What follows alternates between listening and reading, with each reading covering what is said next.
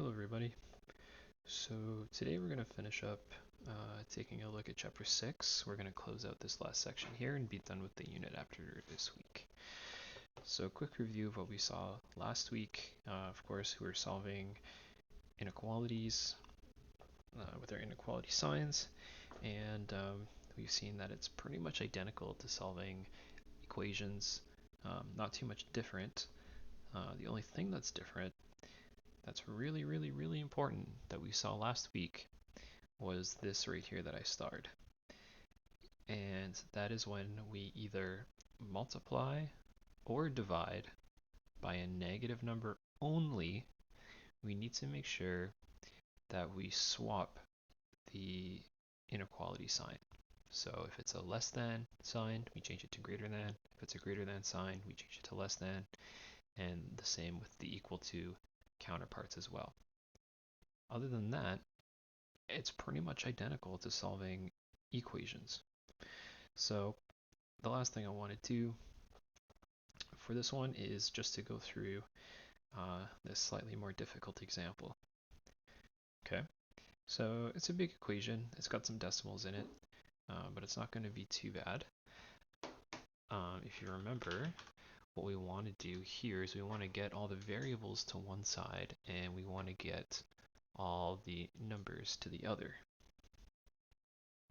So what I'm going to do is I'm going to move the variables to the right hand side, I think, just to keep things positive, and I'm going to move all the actually no, I'm gonna put the variables to the left. I think that's what I want to do here. Okay, so I got one variable term over there, I got another one here, so I want to move this term to that side so that all the variables are together. Okay, so that's a positive 1.8a. So if I want to move all of it together, I want to make sure that I'm using my opposite operation, which in this case is going to be subtraction. Right. So that means on the right here, those are going to cancel out. So I'm going to have negative 2.6 minus 1.8. So that's going to be negative 4.4, right?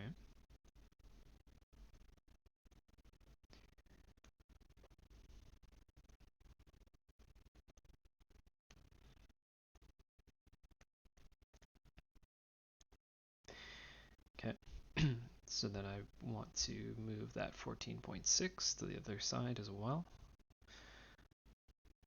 So to do that, come down here, using my opposite operation, because it's a positive 14.6, so my opposite operation is going to be subtract. And I'm going to do that to both sides. Again, doing that cancels those. Okay, so I'll have the negative 4.4a on the left. And notice how I didn't switch my inequality sign here.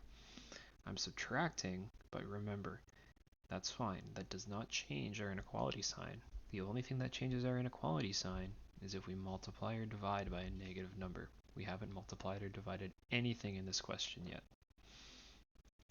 Okay, so if we got 5.2 minus 14.6, that's going to give us a negative 9.4.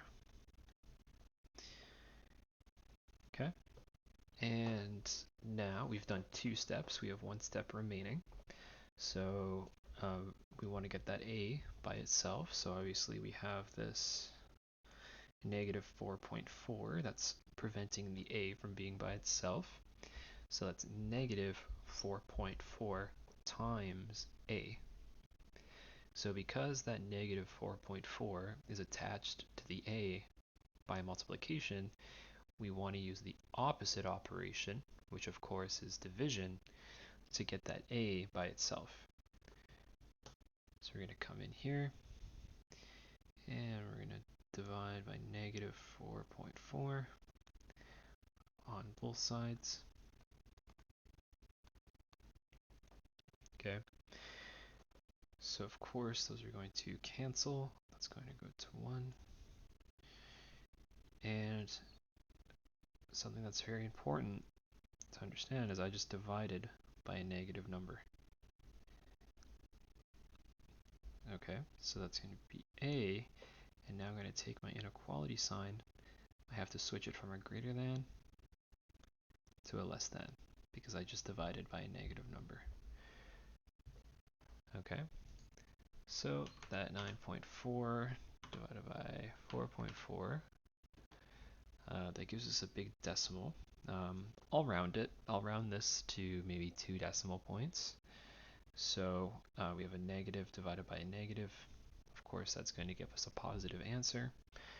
And if you put this into your calculator, you'll find that the answer is 2.136363636. The 36 is repeating. So I'll just round it to 2 decimal places, like I said. So we'll do 2.14,